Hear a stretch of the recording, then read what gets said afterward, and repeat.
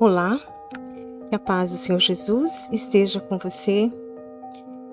E hoje estamos aqui para mais um episódio do nosso estudo na série sobre o plano perfeito. E como vimos nos episódios anteriores, o ser humano foi criado à imagem e semelhança do seu Criador, tendo autoridade de administrar a sua criação aqui na Terra e ter relacionamento com Ele. Inclusive, eu quero citar um versículo do Salmo 115, que esqueci de referenciar antes, que diz assim, verso 16: Os céus pertencem a Deus, mas a terra Ele a deu aos filhos dos homens. Ou seja, Ele confiou essa parte da criação para domínio dos homens. No entanto, o ser humano optou por duvidar e até competir com o Criador, querendo ter a mesma sabedoria que Ele. Optou por mexer na sua própria identidade, distorcendo-a por completo. Caiu na tentação do maligno muito facilmente. Sim, mas Deus, que já tinha todo o plano traçado, esperava mesmo que isso viesse a acontecer e até permitiu. Então, o objetivo era criar um ser semelhante para com Ele, se relacionar num grande coletivo, né? Contudo, esse ser pecou e ficou à mercê da justiça divina. Qual seria? A morte eterna. O salário do pecado é a morte. Porém, o plano não acabou. A próxima etapa seria construir toda a estrutura necessária para que o ser humano pudesse ser redimido da sua pena e ter a oportunidade de se reconciliar para sempre com Deus. A Bíblia nos revela que essa etapa ocorreu da seguinte forma. Como vimos, a sentença dada por Deus à serpente menciona um descendente da mulher que iria esmagar a cabeça da serpente.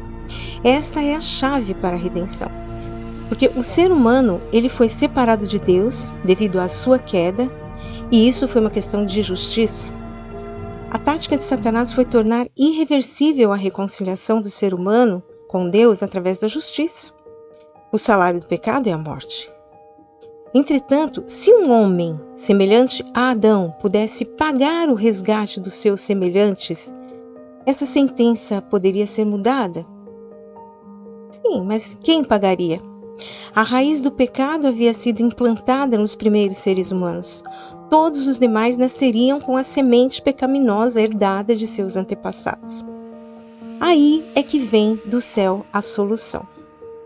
Um homem pagaria esse preço por toda a humanidade, porém esse homem não poderia ter a semente do pecado dentro de si.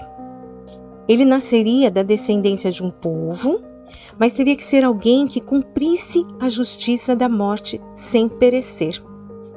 Hoje é fácil a gente entender isso porque o plano já está quase completo, tudo foi registrado de forma fidedigna na Bíblia, mas lá no início eu creio que era muito mais difícil de compreender.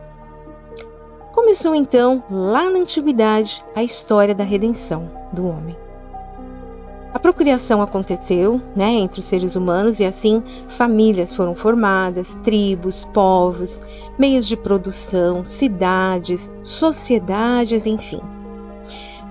Mas assim, o pecado nos homens fazia com que eles competissem entre si, tivessem ambição, mas de alguma forma Deus continuou, ao longo da história, se comunicando com os descendentes de Adão, Alguns que compreendiam e adoravam a Deus, outros não, Outros realmente não adoravam, não se relacionavam com Deus, não consideravam a existência de Deus, não o temiam e, portanto, não se comunicavam com ele.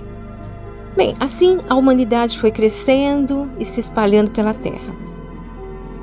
A maldade se alastrou de forma terrível, até porque os espíritos rebeldes que caíram com Satanás também enganavam os homens e as mulheres, persuadiam, E homens e mulheres que não buscavam a Deus, e acabavam cometendo coisas absurdas na terra. Nessa terra que Deus criou para que eles cuidassem. Então, em certa ocasião da história, Deus escolheu um homem para, a partir dele e de sua família e de uma amostra dos animais, reiniciar a humanidade, né? E toda a criação na terra. Então, nós lemos na Bíblia o seguinte: o Senhor viu que a perversidade do homem tinha aumentado na terra e que toda a inclinação dos pensamentos do seu coração era sempre e somente para o mal. Então o Senhor arrependeu-se de ter feito o homem sobre a terra, e isso cortou-lhe o coração. Disse o Senhor: farei desaparecer da face da terra o homem que criei, os homens e também os animais grandes, os animais pequenos, as aves do céu. Arrependo-me de havê-los feito. A Noé, porém, o Senhor mostrou benevolência. E esta é a história da família de Noé. Ele era um homem justo, íntegro, entre o povo da sua época, e ele andava com Deus. Isso está em Gênesis, capítulo 6, os versos de 5 a 9. Então, agora eu vou resumir, porque se quiser ver os detalhes, está tudo registrado lá no Gênesis. Mas resumindo, Deus instruiu Noé para construir uma arca, entrar com sua família e casais de animais para povoar a terra novamente. Antes da arca ser construída e Noé entrar com a sua família e os animais, ele alertava o povo do juízo divino. Porém, ninguém lhe dava ouvidos e até zombavam dele. Chegando o dia D, marcado por Deus, Deus mandou Noé entrar na arca com os demais e trancou a porta da arca por fora. E aí fez chover por 40 dias e 40 noites sobre a terra. Tudo e todos que ficaram do lado de fora da arca morreram pela força das águas. E depois de um certo tempo, quando as águas secaram, Deus abriu a porta da arca e tudo voltou a brotar, a crescer, a se multiplicar sobre a terra, segundo a palavra inicial de Deus. E novamente, formaram-se famílias, tribos, povos, cidades, meios de produção, civilizações, E aí, num outro certo dia, Deus se dirigiu a um outro homem, escolhido por ele, de outras gerações para frente de Noé. Esse homem se chamava Abrão e ele vivia na região da Caldeia, um local chamado Ur. E a palavra de Deus diz assim: então o Senhor disse a Abrão: saia da sua terra, do meio dos seus parentes e da casa de seu pai, e vá para a terra que eu lhe mostrarei. Farei de você um grande povo e o abençoarei. Tornarei famoso o seu nome e você será uma bênção. Abençoarei os que o abençoarem e amaldiçoarei os que o amaldiçoarem. E por meio de você, todos os povos da terra serão abençoados. Isso está em Gênesis, capítulo 12, versos de 1 a 3. Esse homem, Abrão, ele obedeceu ao chamado de Deus e foi para Canaã. A esposa de Abrão, Sarai, era estéril, mas Deus prometeu a ele uma descendência. Então Deus mudou o nome de Abrão para Abraão, que significa em hebraico pai de multidões. E mudou também o nome de Sarai para Sara, que significa em hebraico mãe de nações. Na medida em que o tempo passou e Sara não engravidava, por uma fraqueza humana, ela acabou entregando a sua escrava ao marido para que ela concebesse e lhe desse o filho, que ela esperava, prometido. Na ideia de Sara, o filho da escrava pertenceria a ela, Sara. E mais uma vez, uma decisão errada, que Abraão também consentiu, trouxe muitos problemas. Ela não soube esperar a promessa de Deus acontecer e se adiantou, se precipitou, tomando uma decisão errada. Bom, mas enfim, nasceu o primeiro filho de Abraão, que foi chamado de Ismael. Isso realmente trouxe muitas consequências drásticas que, afinal, duram até os dias de hoje, Porém, Deus permitiu e claro, ele já tinha a solução para tudo isso. Bom, após alguns anos, chegou o tempo certo mesmo de Sara engravidar, e aí ela deu à luz, aos 90 anos de idade, a seu filho Isaque, o filho que Deus havia prometido e que formaria uma grande descendência, através da qual todos os povos da terra viriam a ser abençoados. E foi dessa maneira, de uma forma sobrenatural. Isaque, por sua vez, ele teve 2 filhos, Esaú e Jacó, também com suas histórias surpreendentes. Jacó teve 12 filhos, e Deus também mudou o nome de Jacó, que passou a ser conhecido como Israel. Os seus 12 filhos originaram as 12 tribos de Israel. E por meio dessas tribos, Deus designou um povo chamado pelo seu nome. Os filhos de Jacó, eles também tiveram seus problemas, e cometeram erros. E o pior de todos foi o de odiar seu irmão José, por inveja, e tentaram até matá-lo, mas acabaram vendendo ele como escravo. E assim, José foi parar no Egito nessa condição de escravo. Lá, Deus esteve com ele e o abençoou. José confiava em Deus, havia aprendido sobre Deus com seu pai e realmente ele tinha fé em Deus e conversava com ele, orava e pedia proteção e confiava que Deus ia no tempo certo, mudar as coisas para ele. Ele passou por muitas dificuldades, muitas provações. A história de José é muito bonita e traz muitas lições para nós, Vale a pena conhecer no detalhe. Mas enfim, passou por muitas provações, mas ele venceu, E lá no final de todas essas provações, por intermédio do dom de interpretação de sonhos que Deus deu a ele, ele acabou sendo exaltado pelo faraó do Egito, e faraó o nomeou governador do Egito. Faraó reconheceu sabedoria em José, e deu a ele esse cargo porque eles iam passar por um período de fome e ele precisava de alguém, de um homem sábio e honesto em quem ele pudesse confiar. E José realmente foi essa pessoa, e Deus conduzindo a história, Então, com a sabedoria que Deus lhe deu, José livrou o Egito e todas as nações da época, dos 7 anos de escassez de comida na terra. Inclusive, e principalmente, a sua própria família, a família de José, migrou para o Egito. De Canaã, eles migraram para o Egito e ali eles se estabeleceram e se tornaram um grande povo, formaram um grande povo. Quando outro faraó que veio mais para frente chegou ao poder e não conhecia a história de José, temendo o crescimento daquele povo, que eles chamavam de hebreus, acabou fazendo deles escravos para trabalharem nas construções suntuosas daquele império egípcio. E esse povo hebreu, foi escravo no Egito por quase 400 anos. E aí foi quando Deus levantou um libertador, dentre eles ali Moisés. Moisés era descendente da tribo de Levi. Moisés nasceu em um tempo em que o faraó havia ordenado que todos os bebês menores de 2 anos, nascidos entre os israelitas, deveriam ser mortos.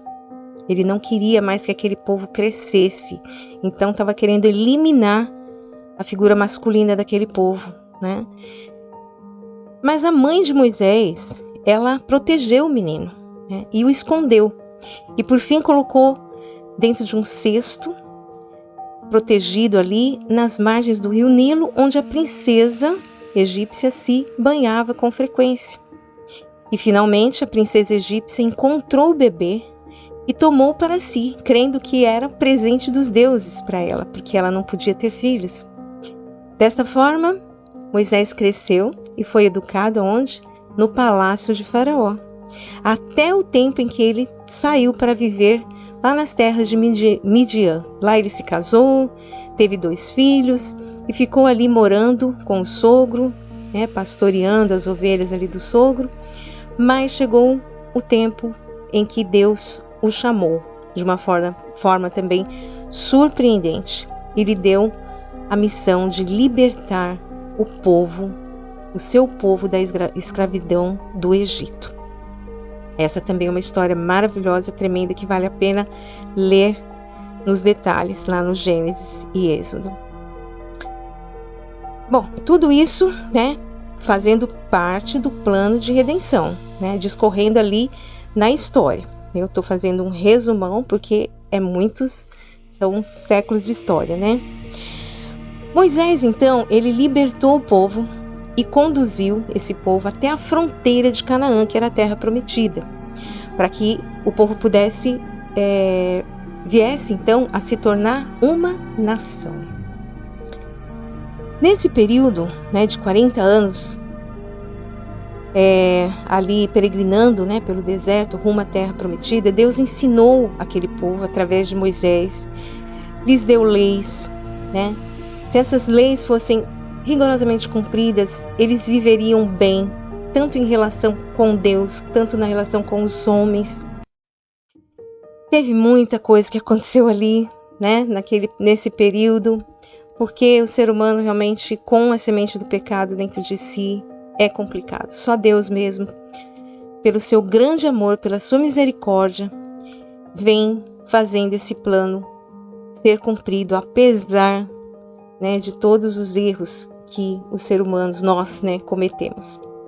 Bem, terminando a missão de Moisés, Josué foi o seu sucessor e foi ele quem conquistou a terra prometida ali junto com o povo, aquele povo que atravessou o Rio Jordão com ele, o remanescente.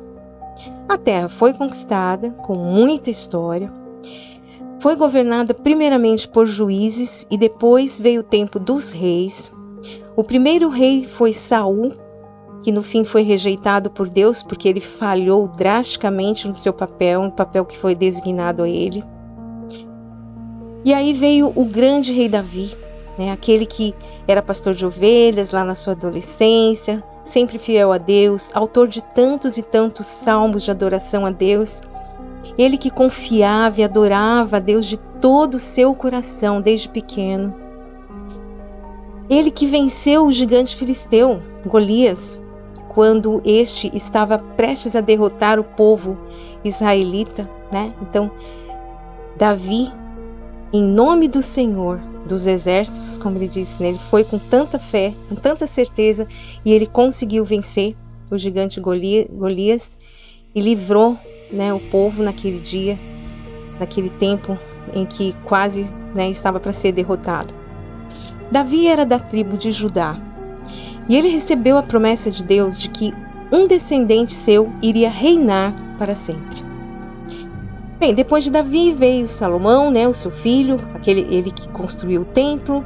Foi um homem muito sábio, muito rico, negociou com diversos governantes e elevou o reino de Israel a um patamar tal que esse reino era admirado por todas as nações da época, Mas também ele era invejado e temido. Salomão acabou falhando muito, em determinado ponto da sua vida, e as consequências vieram para a nação de Israel, principalmente a partir do reinado do seu filho, Roboão. É interessante, aqui um parênteses, observar a responsabilidade de qualquer liderança, Porque se a liderança falha, toda a nação sofre, Todo o povo sofre. E isso vem desde lá dos primórdios até os dias de hoje. Bem, fechando parênteses, o reino foi dividido em 2, já não havia mais a união das 12 tribos. Então aí passou a haver o reino do norte e o reino do sul, eles guerrearam entre si, inclusive. E com o passar do tempo, as autoridades do reino do norte e do sul foram se afastando cada vez mais da lei de Deus, de seus ensinamentos, e começaram a adotar práticas pagãs contrárias aos desígnios de Deus. até que eles passaram a confiar em suas próprias forças ou até em deuses estranhos e não mais se submetiam ao Deus verdadeiro, ao Deus de Israel, ao Deus que formou aquele povo, que libertou o povo da escravidão, né? E os fez conquistar a terra prometida.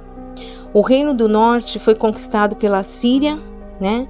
E analogamente em tempo posterior o reino do sul foi derrotado e dominado pelo Império Babilônico, que já havia derrotado inclusive a Assíria, né?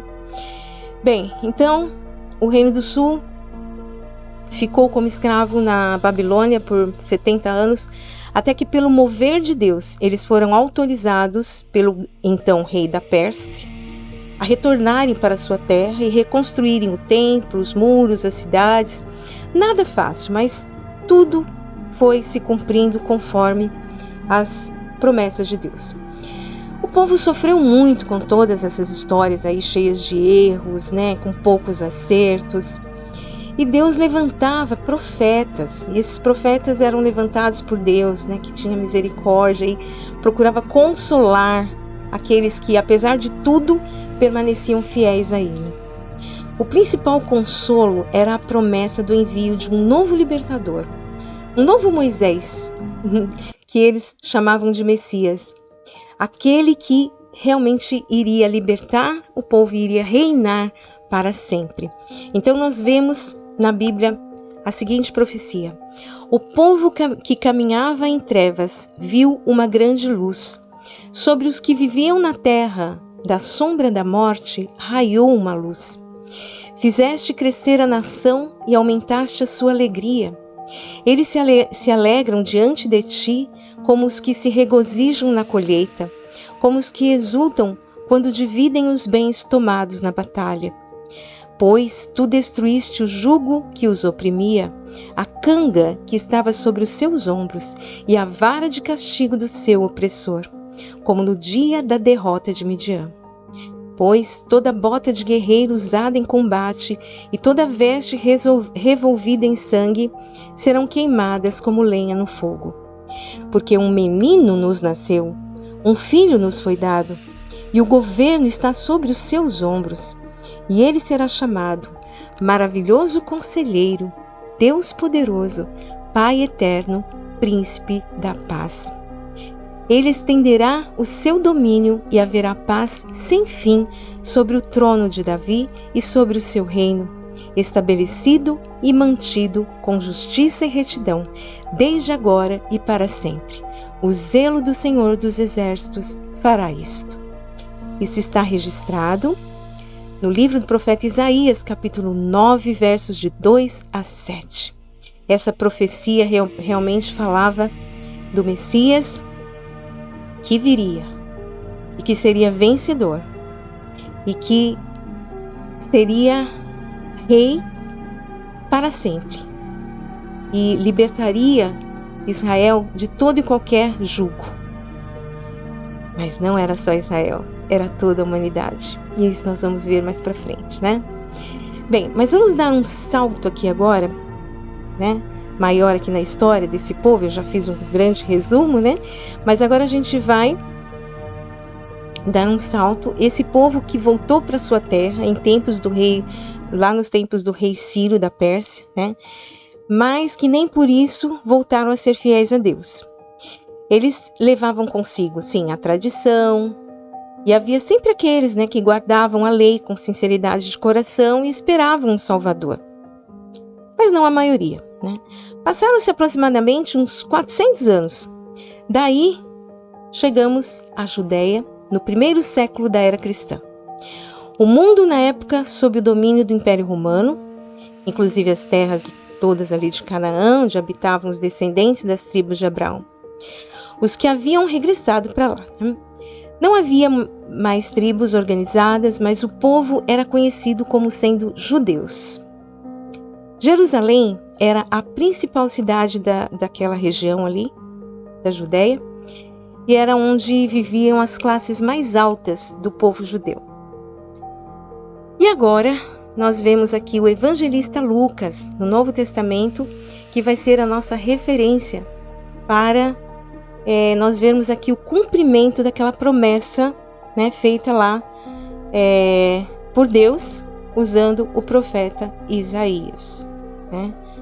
Há muitos e muitos anos atrás.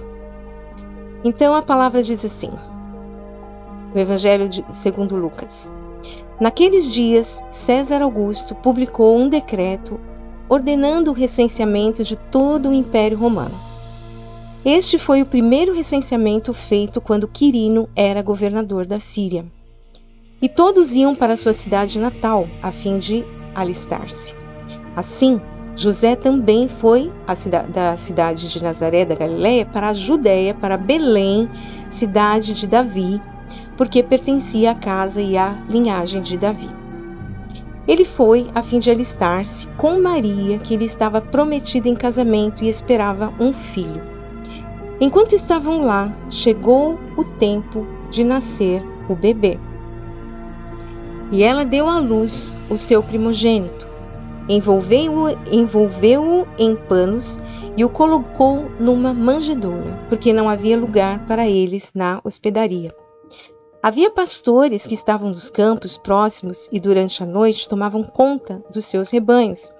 E aconteceu que um anjo do Senhor apareceu-lhes e a glória do Senhor resplandeceu ao redor deles e ficaram aterrorizados. Mas o anjo lhes disse: não tenham medo. Estou lhes trazendo boas novas de grande alegria, que são para todo o povo.